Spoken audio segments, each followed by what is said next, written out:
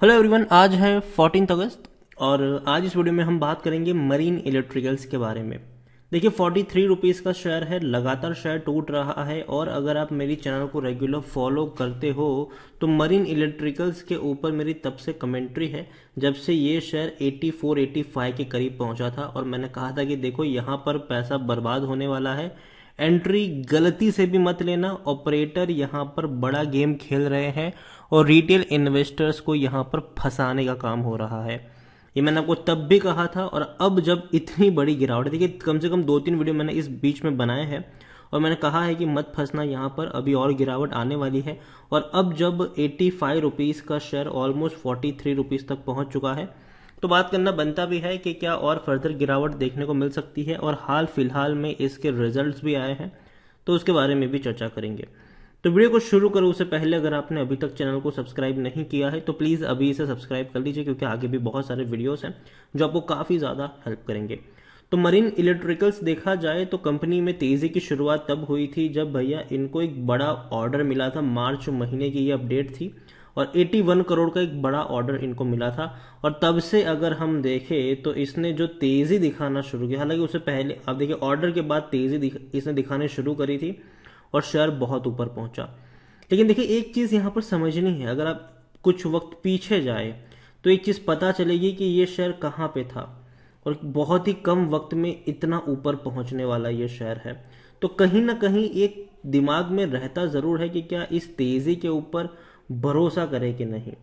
अब देखिए पिछले एक साल की मैं बात करूं तो एक साल में शेयर कहां से 15 रुपए का शेयर था, ये 15 रुपए का पिछले साल, और उसके बाद देखिए किस तरीके के ग्रोथ यहां पर बने हैं। थोड़ा और पीछे अगर हम जाए यहां पर तो शेयर कहां पे था, आप देखिए यहां पर एक झटके में तेजी बनी, ठीक है। और रीजन कोई उतना बड़ा नहीं था, ऑपरेटर यहाँ पर एंट्री करे थे, उन्होंने भैया कुछ न्यूज़ का फ़ायदा उठाया कि चलो इनका इतना बड़ा ऑर्डर मिला है। उसके अलावा एक और चीज़ भी थी कि भैया आने वाले समय में जो इलेक्ट्रिफिकेशन होने वाला, तो जो चार्जिंग स्टेशन लगने वाले हैं तो वो भी ये कंपनी काम करने वाली है। और जिस तरीके से यहाँ पर पूरा हवा बना गया इस शेयर को लेकर कि ये एकदम से उछल गया। अब जाहिर सी बात है लोग वैल्यूएशन को चेक करेंगे और वैल्यूएशन जब इसके देखने को मिले तब पता चला कि भाई साहब ये उतनी मजबूत कंपनी तो बिल्कुल भी नहीं है। यहाँ पर अगर हम देखने की कोशिश करें तो आप देख सकते हैं कि इनके रेवेन्यू अगर आप देखें, रेवेन्यू 323 करोड़ के थे 2019 में, 20 में 207 करोड़ रहे, 2021 में इनके रेवेन्यू 199 करोड़ के आसपास थे। लेकिन प्रॉफिट अगर आप देखा जाए तो 6-7 करोड़ का प्रॉफिट है। 200 करोड़ के रेवेन्यू कमाने वाली कंपनी मुश्किल से 10 करोड़ का भी अगर प्रॉफिट ना कमा पाए तो भैया वो मेरे हिसाब से उतनी अच्छी चीज़ नहीं है। और यही वजह है, और भी कई सारी वजह भी है। हालांकि प्रमोटर की अच्छी खासी होल्डिंग है और उसी को लेकर एक चीज़ मैं आपको यहाँ पर समझाने की बात करूँगा, प्रमोटर की होल्डिंग को लेकर ही।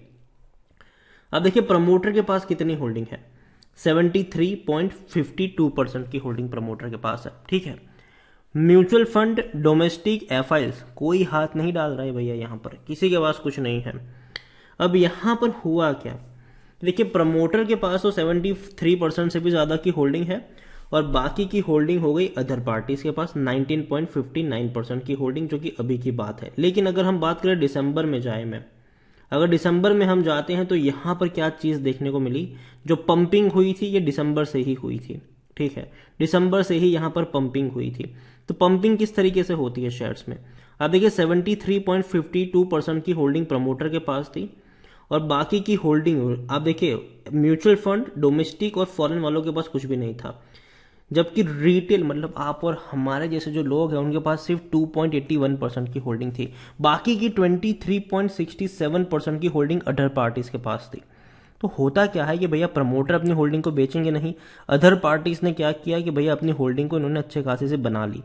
मतलब आप यहाँ पर ये समझो कि 97% से भी ज़्यादा की होल्डिंग इन दोनों की हो गई, प्रमोटर और अदर पार्टीज की। फिर बाद में होता क्या है, तब दौर आता है कि भैया न्यूज़ इम्प्लांट का दौर। प्रमोटर खेलते कैसे हैं, प्रमोटर पहले धीरे धीरे मार्केट से शेयर उठाना शुरू कर देते हैं, ठीक है। सॉरी प्रमोटर नहीं, ऑपरेटर्स मार्केट से भैया धीरे धीरे वो शेयर उठाना शुरू कर देते हैं।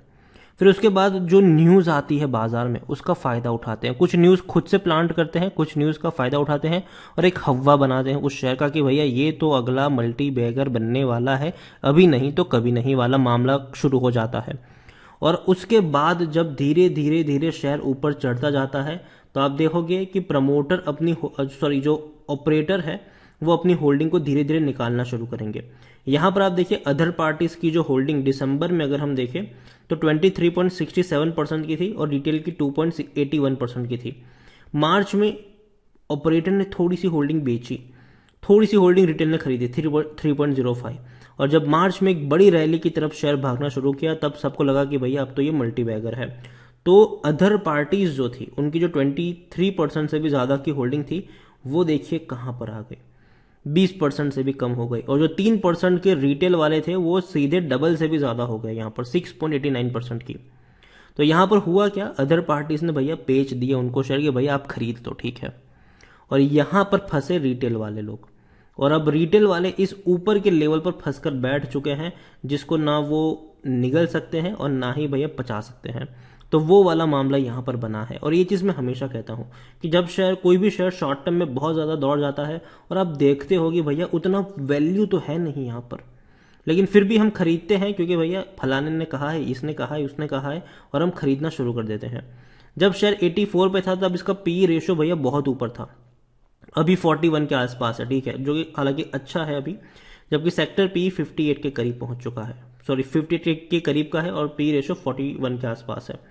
हाँ, यहां पर देखा जाए तो खरीदने का अभी भी सही वक्त है क्योंकि शेयर ओवरबॉट जोन में नहीं है, लेकिन कोई डिविडेंड पे नहीं करता है और ना ही कोई रेड फ्लैग्स यहाँ पर नजर आते हैं, अच्छी बात है ये।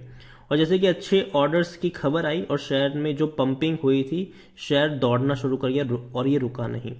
अभी इनके Q1 के रिजल्ट्स आए हैं, इनको 46 लाख का ही प्रॉफिट हुआ है, 0.46 करोड़ कह सकते हो आप इसको, उतना ही प्रॉफिट है। अब देखने में लगे यार प्रॉफिट तो बड़ा है। अब देखिए यहाँ पर नेट प्रॉफिट और मरीन इलेक्ट्रिकल्स की अगर हम बात करें तो 0.46 करोड़ नजर आता है। अच्छा इसलिए लगेगा क्योंकि पिछले साल 6.64 करोड़ का इनको नुकसान हुआ था, इसलिए अच्छा लगेगा। लेकिन अगर पिछले क्वार्टर की मैं बात करूं तो पिछले क्वार्टर में इस कंपनी को 6.75 करोड़ का प्रॉफिट भी हुआ था। तो 6.75 करोड़ के प्रॉफिट के मुकाबले भैया 50 लाख का भी प्रॉफिट नहीं हुआ है। और इवन इतना ही नहीं, मार्च 2021 का जो क्वार्टर था, सॉरी मार्च 2020 का जो क्वार्टर था, तहां पर उस वक्त 5 करोड़ के आसपास का इनको भैया प्रॉफिट हुआ था।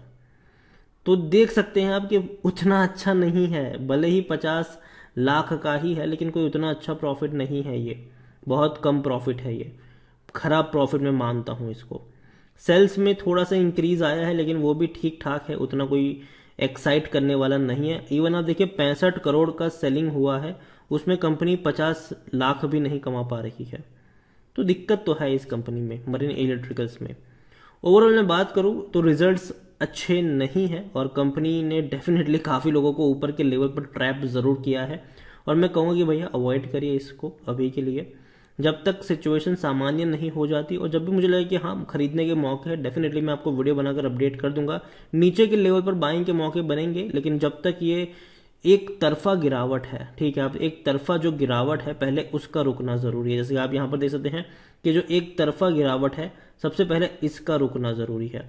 अगर ये नहीं रुकेगी तो भैया मौका यहां पर मुझे कोई उतना बड़ा लगता नहीं है, पहले ये गिरावट रुकनी चाहिए, ठीक है। ओवरऑल मुझे लगता है कि मरीन इलेक्ट्रिकल्स काफी लोगों को फंसा चुका है ये, और अभी भी शायद फंसा सकता है।